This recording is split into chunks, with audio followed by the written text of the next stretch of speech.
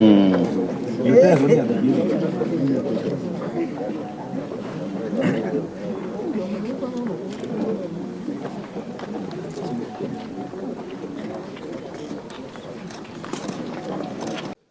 sisi tukisikiza, tukimaliza vitu zingine, hii Bungoma mtaona mambo ya ajabu.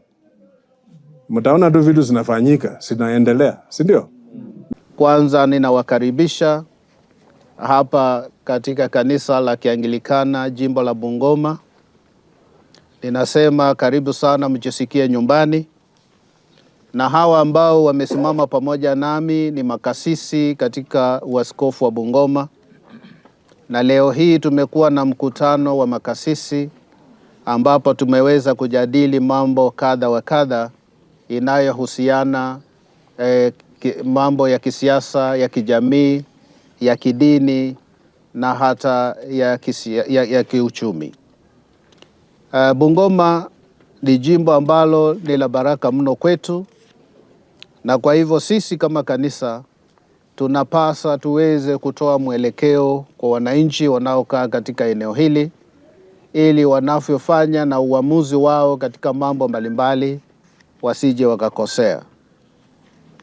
Na leo hii hasa tumeweza kuchunguza na kuweza kujadili swala la atakayechukua mamlaka baada ya gavana aliyoko sasa Mheshimiwa Ken Lusaka baada ya uchaguzi mkuu wa mwaka wa 2027.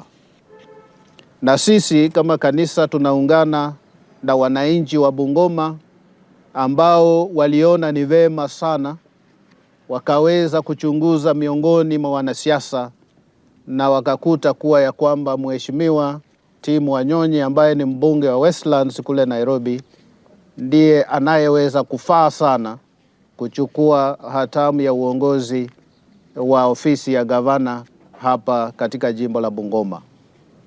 Na kwa hivyo sisi kama kanisa la Kianglikana tukiungana pamoja na wale wananchi, tunataka tumkaribishe Mheshimiwa Tim hapa Bungoma ili aweze kutenda kazi ambayo itakuwa ni ya kuendelesha na kuboresha maisha ya wengi katika jimbo hili la Bungoma.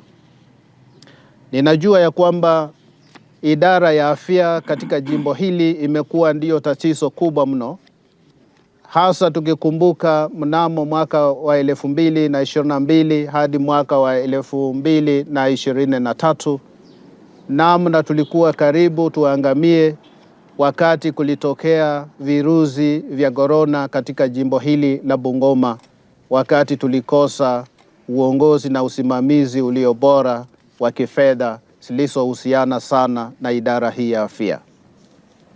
Na kwa hivyo katika uchunguzi wetu na udadisi wetu tumeona kuwa mtu aliye na uwazi na anayeweza kuwajibika kwa wananchi vizuri ni huyu Mheshimiwa Tim Wanyonyi ambaye sasa hivi atakuwa ndiye anapendekezwa kwa uchaguzi na wananchi wenyewe wa jimbo hili la Bungoma. Mheshimiwa Tim Wanyonyi alikuwa anafanya kazi vema sana kule Nairobi na amependwa na watu wa Nairobi kwa kiwango kuwa ya kwamba hawangeweza kumruhusu atoke wakati kama huu ama miaka zile zinazokuja mbele. Lakini wananchi wa Bungoma walimwendea na kuweza kumsia kwamba aje nyumbani kwa sababu usimamizi wa fedha na rasilimali za Bungoma zimekuwa na matatizo kwa muda. Kwa hivyo yeye kama mgombea kiti cha ugavana katika jimbo la Bungoma ameletwa kama ile mradi wa wananchi na sio wa mtu yeyote, na yeye hajaletwa hapa na mtu yeyote, ni wananchi wa Bungoma ambao wamemleta kuweza kugombea kiti hiki cha ugavana wa Bungoma.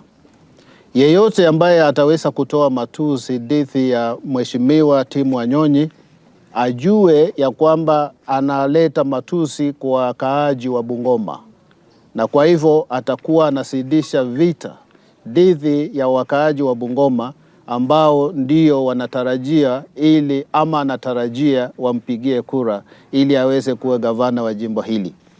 Mimi nikiwa ni mmoja ya wale ambao wamefanya kazi na walemavu kuanzia kule Uingereza na hata hapa Bungoma hapa Kenya, ninaona kama ni kukosa heshima kwa mtu, kwa sababu hakuna mtu yeyote aliyejitakia kuwa mlema ama kuwa ni kilema.